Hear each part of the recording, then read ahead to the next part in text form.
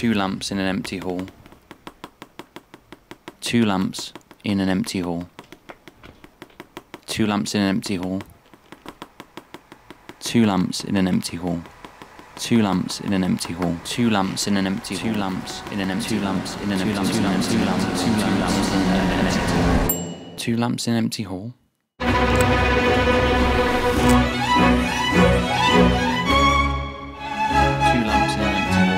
Walking shop to open. Backstage theatre atmosphere. Spotlight.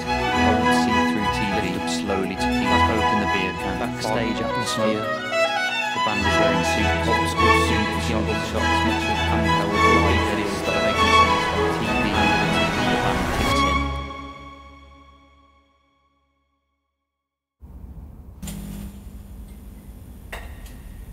So, how do we get here? First of all, we need to look at the idea conception. So a few months ago I went to watch the Talking Heads Stop Making Sense show, which had been re-released in cinemas, and oh my god, did this thing plant itself in my subconscious. I was noticing so many references in other pieces of art to this specific show while I was watching it, and in some full circle way it's made its way into mine now as well. David Byrne had taken over my mind and I wasn't even complaining, to be honest. I like that. I hope the same thing happens to me. The main things that I took away from this show visually were of course the dancing with the lamp shot in This Must Be the Place. Also just the general live show feel, which ended up recreating with handheld camera moves and also harsh lighting throughout the video. The other main thing that inspired this video was actually a film called Late Night with the Devil that I watched recently. You've got to see that, it's so good. But in general, what inspired me was the use of spotlighting throughout the film and also the backstage feel that you get throughout. So now that all the ideas are starting to brew in my mind and I had a vision coming together, it was time to try and put my own spin on it, because otherwise it's just kind of copying, right? So the idea for the two lamps in an empty hall was already down, if you couldn't tell from the intro. And since the band already wore suits and used a CRT TV in the previous video, we thought we'd keep this theme through to this one to keep within that sort of 80s vibe. On top of that, I finally had the thing that would make it a little bit different from the two references that I've already got, which was this image of a guy with a TV for a head. And I thought that was quite a strong visual to base this video around. This led to a creative see-through TV sort of shot, which I'll break down later in this video. The next step was location scouting. This was a surprisingly easy one. We needed somewhere with a ton of space so we could light the lamps in the foreground but have enough space in the background to keep that completely dark as well, and also enough height so we could place a spotlight high enough to actually see it on the ground. For Cartoon Head's last EP, we used this huge old hall for some sessions that we did for it, so it ended up being perfect for this video as well. I called up our main man Len, who manages the hall, and got it booked in. Cheers, man. Now that we had the idea and location sorted, it was time to start putting together a treatment and a shot list. This one was actually a really last minute shoot, so I didn't have time to put together a proper treatment or shot list for this one, but I'll use some old ones for examples of what I usually do. I found it super helpful to put a treatment together before a music video shoot, because it just helps everyone get on the same page and know exactly what's happening in the project. Usually I include a full explanation of the concept, a rough shot list of my main ideas. There's also a mood board, technical details about the project, and even a bunch of other references to other projects that have similar visual ideas in them. All of these things help to solidify the concept a little bit more, and also just give everyone working on the project a chance to get familiar with it, both on the crew side and the artist as well. Alongside this, closer to the shoot day when everything's fully developed, I'll make a full shot list which acts as a schedule for the day as well. With this shot list, I'll take time to think about if there's different shot setups, things like camera changes, lighting changes, location changes, and I'll plan the shots in a way that makes sense around all of that. No one wants to be switching lenses out or moving to a gimbal and then back from shot to shot. It just wastes time and doesn't make any sense. So this method actually seems to avoid that quite well. It's been an absolute game changer for me to actually do a bit of pre-production and planning before the shoot,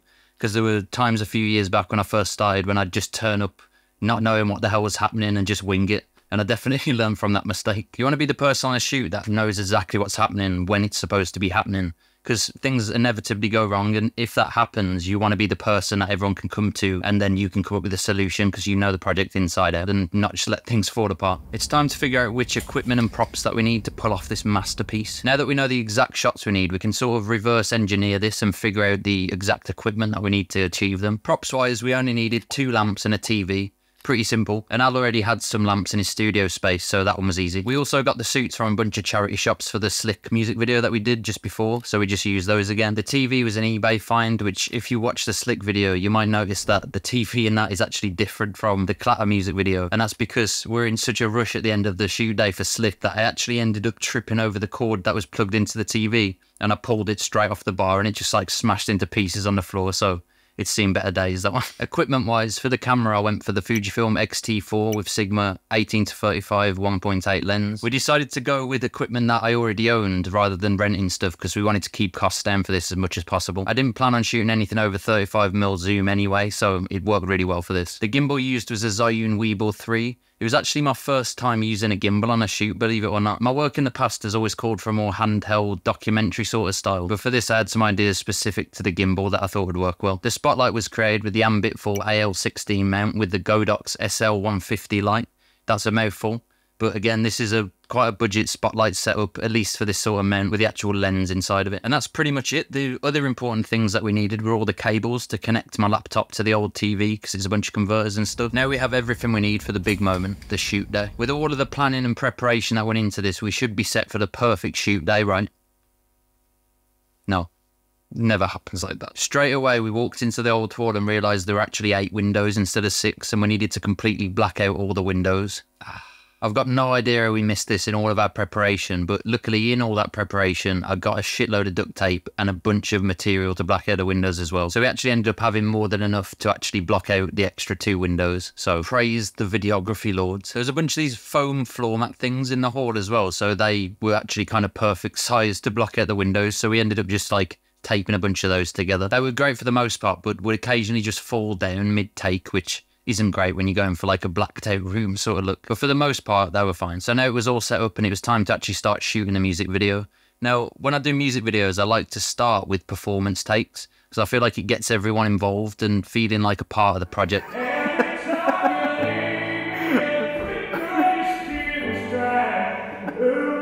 Why does it work so well? This involved working my way through the shot list that I made earlier in the order that made sense, which ended up being wide tripod shots first, then all the handheld shots, and then all the gimbal shots. Thanks to our drummer Darren as well for stepping in for the shots where I was in front of the camera and obviously couldn't be shooting. Cheers, mate, you're a legend. So after the performance shots were done, everyone was feeling great and sweaty and all of that goodness. It was time to shoot the one-take intro shot that I had an idea for. This is one of the shots that was inspired by Late Night with the Devil. It had that sort of backstage vibe where I wanted to show the entire set and then slowly turn the lights off and reveal just the spotlight and key opening the cam. Because it was a one take, the hardest part was just syncing everything up and getting it to happen at the right time. So it was me on a skateboard with a gimbal to get a nice smooth shot, and then Darren was turning off one set of the lights in the back of the room and Al was at the other side of the room turning off some of the lights. That was a good cam opening, that was. So we all had to just perfectly line up, and honestly I thought this was going to take forever, but maybe it's something to do with us all playing in a band. We have this like sync together.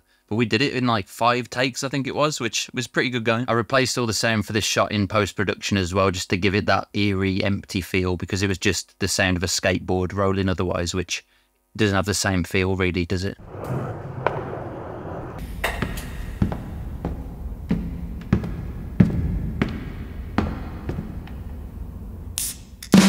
After this was the see-through TV shots. We saved this to the end because we knew we could leave a certain amount of time because we thought it might take a little bit of fiddling around with all the connections and stuff. So for this shot, we'd need 2 shots in total to make the effect work. One from the perspective of the TV, which would actually be put onto the TV, and then one from the perspective pushed back so we could actually see through the TV, if that makes any sense. So to add an extra layer of complexity to this, the TV was also going to be picked up, revealing Key's suit and face behind it.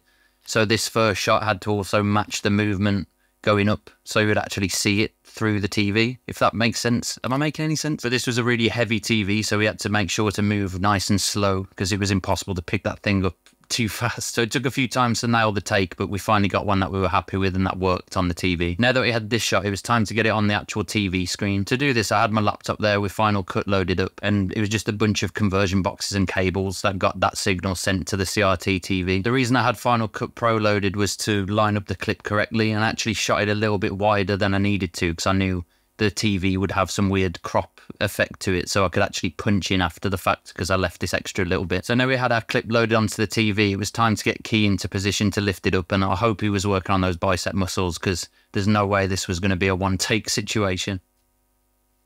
For this final and main shot, we had to pull back a little bit from the TV because we were now capturing the TV perspective as well as everything that was happening around it to get the see-through TV look. There were a few things here to nail timing-wise, but it was also the things that I think make this a special shot. We had to make sure the cam was placed down in time so it looked like it was going behind the TV. We had to make sure the speed of the lift was in time. I could have made this a lot simpler in hindsight. On top of all of that timing stuff as well, I also had to lift the camera at the right speed to keep the TV centered. So it was ambitious for sure, but we actually got it in, I think, 5-6 takes again, which is just... I didn't think that was going to happen at all. Props to Key for lifting up that TV for like an hour non-stop, because that's a workout and a half. So I got home and loaded the footage and it was time to start the edit. Now, the editing process is a whole video topic on its own. I wanted to focus more on the shooting and planning of the music video in this video.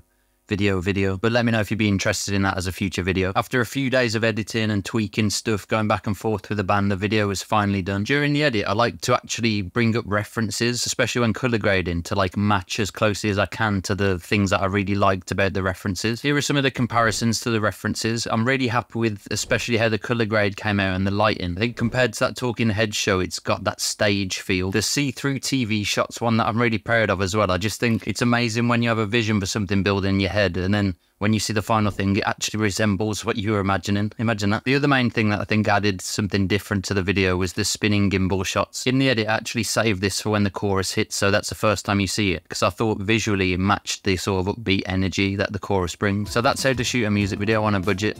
Let me know in the comments if you have any questions, or if you want me to do a full edit breakdown for this video, because that could be something that could take up a whole video of its own. That's it for now though. I'll see you in the next video.